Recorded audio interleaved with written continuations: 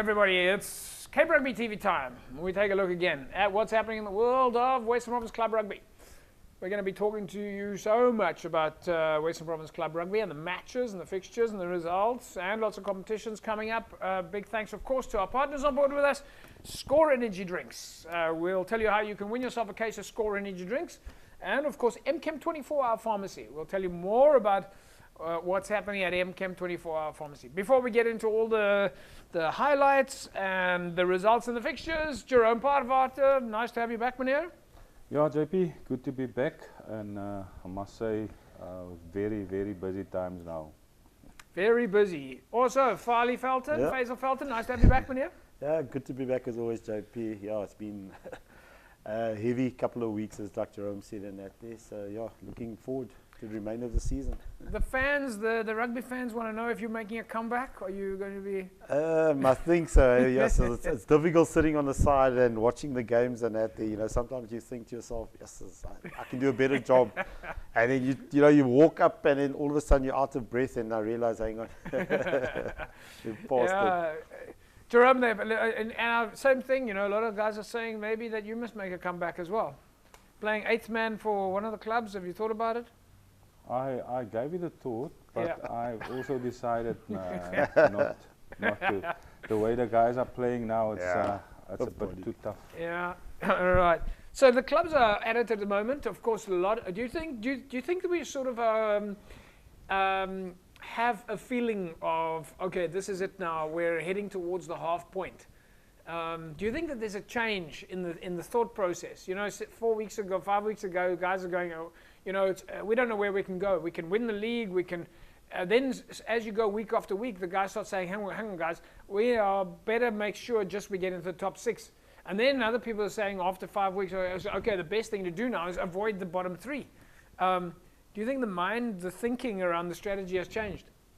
Look, I think it's you can see sort of teams that's getting there, that's winning, and then but you can see the other teams are also catching up. So it's not too early to say, but you can see like it's still very competitive in the league. Yeah, Faisal, your thoughts as well. Do you think it's a question of clubs saying it's still a long way to go, or our clubs are saying, okay, guys, we just need to stay away from the promotion relegation spaces? No, definitely. I think we're moving, like I said, more into the second quarter, of the league. I think there's certain targets, certain teams that the guys are targeting, must-win games and that there. And I think you also get an understanding. The guys are sort of permutations. Okay, we should be here. This game we should win. This game we have to win.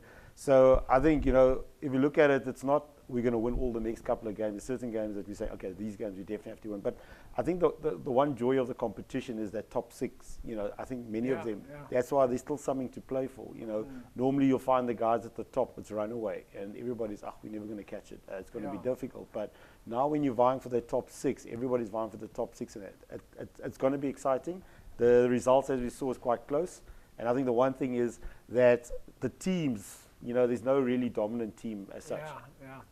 All right, let's take a look at some of our highlights, folks. We're going to take a look at the matches between Durbel and Helderburg, False Bay and Marties, Hamilton's and Unimil, Brackenfell and NTK, and Delft against Stellenbosch Coronations. Let's take a look at some of the highlights first. Durbel, Helderburg.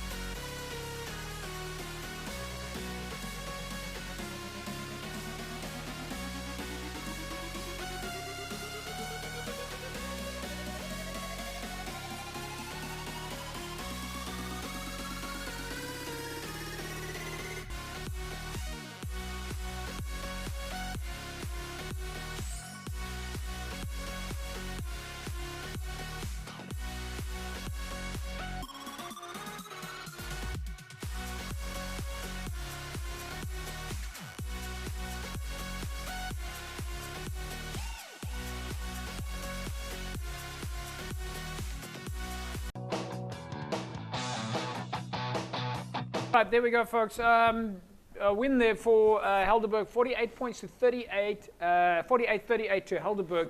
So, Jerome, let's talk to you. A lot of points on this in this game. Almost 100 points. Almost 100 points for both sides. 48 points for for Helderburg, who are playing with Durbel with a home ground advantage. Helderburg seems to be, well, let's say they seem to be gaining a bit of momentum. Yeah, look, we know how they played last year. They were struggling a bit in the beginning, but it seems like they get momentum now.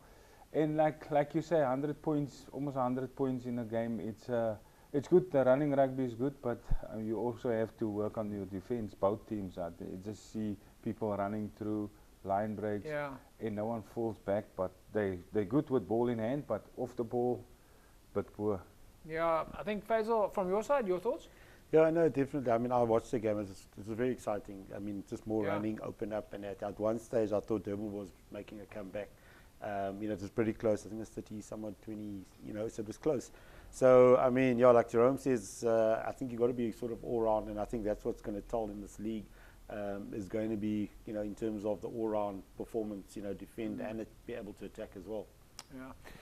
All right, folks. Well, I think going on what we've just seen from Jerome, certainly the picture that we're getting there is that the defensive skills is going to have to be taken a look at, because a lot of points were covered on that. And but we'll take a look at the barometer a little bit later, and you'll be able to decide for yourself if there are enough defensive points difference, put it that way. Look out for the barometer coming up. When we come back from the break, we'll take a look at the match between False Bay and Marties. Back in a sec.